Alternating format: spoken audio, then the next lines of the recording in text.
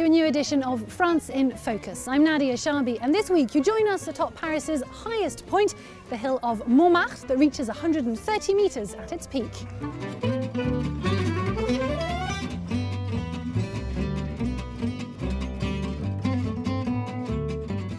Well, of course, today Montmartre is best known for the white stone church that sits at its summit, the Sacred Heart Basilica. And as you're about to see, it's an edifice that's more controversial than you might think. Suspended between heaven and earth, the Sacré-Cœur reigns supreme over the French capital. Standing an impressive 83 metres tall, it's arguably one of the city's most beautiful attractions. Visitors come from far and wide to climb up to the church's unmistakable dome, where they have an unobstructed view of Paris. I love Sacré-Cœur. Amamos el Sacré-Cœur. I love Sacré-Cœur. The Sacré-Cœur's pure white colour is entirely natural. That's because the Château London stone used to build it reacts to rainwater and secretes calcites, which act as bleach. The church is instantly recognisable because of its Roman Byzantine style. And though it's a relatively new addition to the skyline, it's hard to imagine Paris without it. Montmartre means the mountain of martyrs.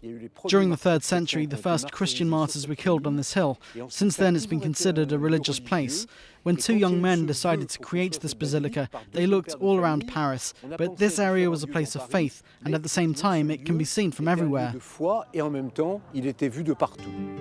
It's now a place of worship, but it was once the site of war. Originating on the hill of Montmartre, the Paris commune lasted from March until May in 1871. It was the first successful workers' revolution. The National Assembly ordered the construction of a church to absolve the crimes of the commune and prior wars. The foundations were laid in 1873. More than 40 years later, Sacré-Cœur was unveiled. We say Sacré-Cœur because it's the heart of Christ, which represents him giving himself to us. Sister Mary Judith is one of 16 nuns who live at Sacré-Cœur. She found her calling during a visit to the church at the age of 11 and has spent the last 7 years there praying in peace. We pray for everyone around, for those who are partying, and also for the people who are at home, for the people that are sometimes alone. For those seeking comfort, Sacré-Cœur even has a guest house. Visitors are welcome to spend the night on one condition, that they go into the church and pray during the night. Today, Sacré-Cœur is a place of continuous spiritual life and one of the most important centres of faith in France. Well, for more on the hidden history of the hill, I'm joined by our guest. Philippe Milot is the author of the beautifully illustrated Secret Life of Montmartre. Hello, it's lovely to meet you. Hello. Now, your book specifically looks at the end of the 19th century, beginning of the 20th century, and that's when the Basilica of the Sacred Heart was built, as we've just seen. It was built as part of a new moral order to absolve the crimes of the commune. Were the crimes only on the one side? It was what you might call a form of contrition on the part of Paris to inscribe the commune's massacres in the collective memory. In reality, atrocities were committed by both sides in the Civil War, but obviously the authorities wanted to put their stamp on how that episode would be remembered. And it's a moment in Parisians' history that is still the subject of debate. De cette époque qui aujourd'hui encore continue, je dirais, à faire parler. Well, staying at that period, we're now in the Villa Léandre, next to the Avenue Junot. These are now the places where some of the most beautiful and expensive property is in the whole of Paris. But at the time, this was known as the Maquis, which translates both as a scrubland and a resistance movement. Tell us a bit about what this place was like at the time. Alors le Maquis, c'était je dirais, un très grand terrain qui descendait du moulin de la Galette jusqu'à la rue Colincourt. Well, geographically speaking, the Maquis was a very large piece of land that extended down from the Moulin de la Galette windmill to what is now the rue Colincourt that winds around the hill.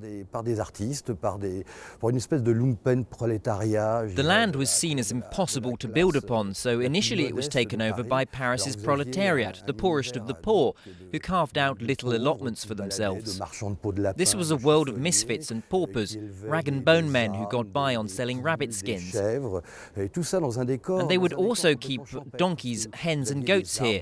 It was a pastoral scene with makeshift homes made of odds and ends and steps snaking up and down the hill. It was home to a truly incredible variety of characters.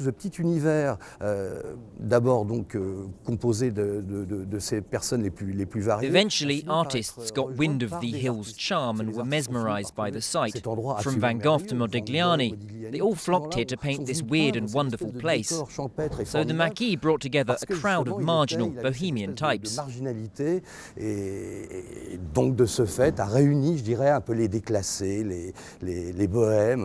So you mentioned all these artists, and what attracted them to the area was also partially the nightlife. There are a lot of cabarets and bars and dancing halls here in Montmartre. Firstly, it's important to make the distinction between the higher and the lower Montmartre. The higher Montmartre was a world of artists, painters, sculptors, sketchers. And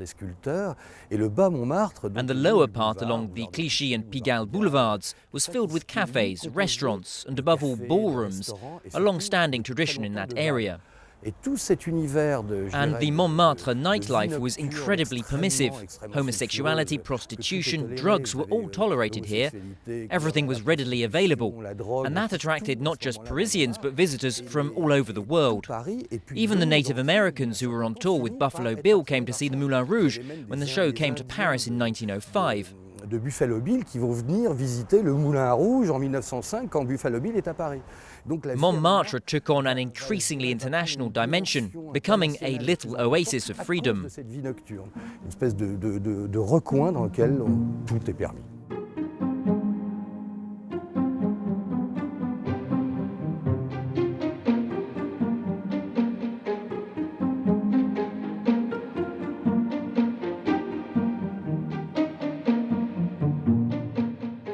Well, we're here on the Place du Tertre, where some 300 painters and caricaturists are authorised to show and sell their works. But look beyond the tourist scrum and you'll find that Montmartre's rich artistic history is still very much alive.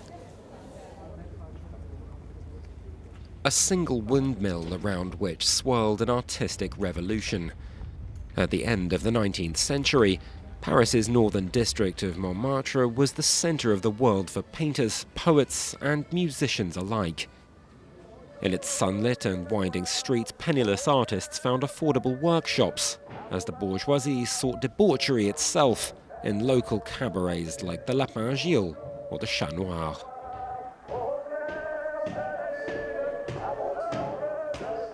In 1876, Renoir arrived. He came to Montmartre to paint dance at the Moulin de la Galette, and when he visited the workshop at number 12 Rue Cortot, he was overwhelmed by the beauty of the gardens, and he painted the swing, along with a lot of other garden scenes.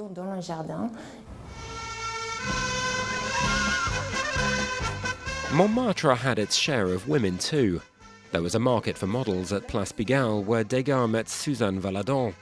She posed for Toulouse-Lautrec too before trying out the paintbrush herself. In 1894, she was the first and only woman to have her work exhibited at the Société Nationale des Beaux-Arts.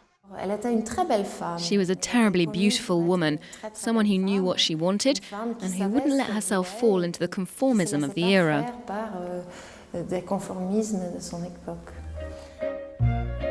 Poet Max Jacob found a crucible of creation at the Bateau Lavoir, the boat washhouse, the badly heated wooden edifice named for its occupant's laundry hanging from its windows.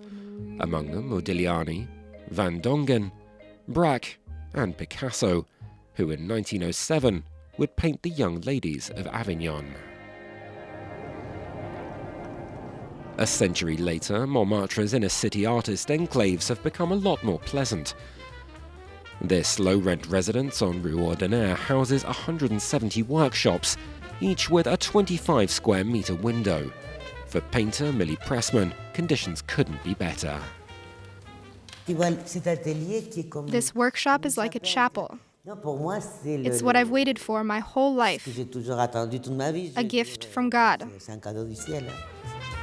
Workshops and homes too.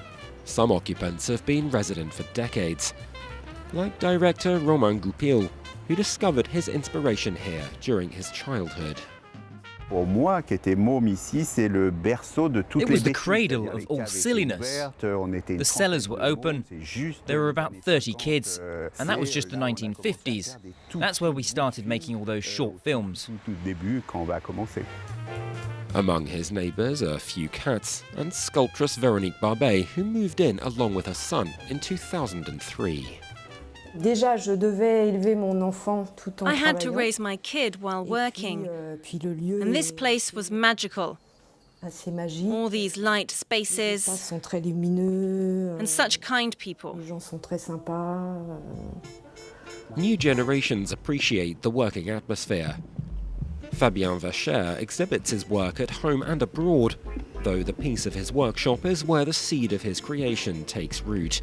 His presence, along with so many others, is a powerful reminder that Montmartre, over a century after its heyday, still belongs to artists. Well, with that, we leave Montmartre in this edition of France in Focus. Thank you for watching. Stay tuned.